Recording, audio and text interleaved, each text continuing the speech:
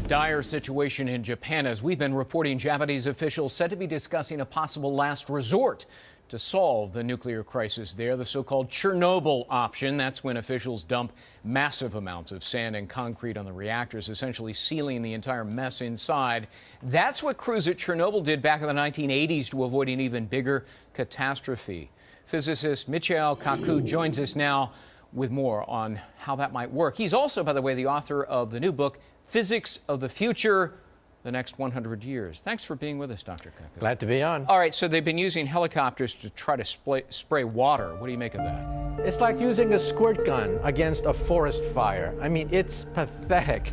One helicopter can't even get close because of the high radiation levels. And firemen with water cannons, they can't even reach the distance because it's too radioactive. All right, what about using sand and concrete as they did at Chernobyl? That's the final option. I think right now the Japanese government should put the Air Force on alert.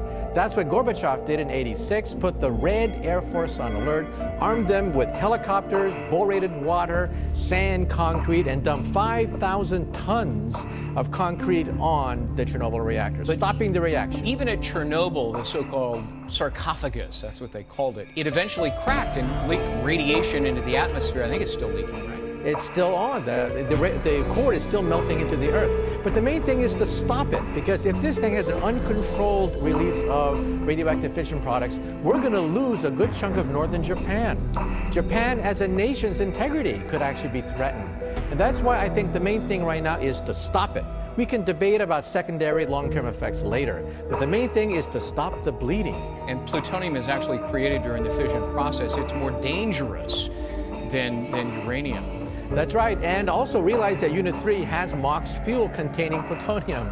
So we have this cocktail of very dangerous fission products, and at Chernobyl, about 25% of the core came out into people's backyard.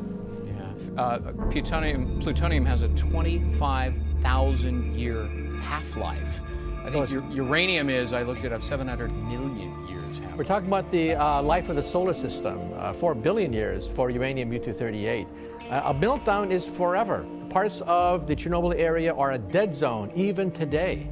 Is it possible that the quake smashed the rods into each other, and that could cause it could cause a nuclear reaction?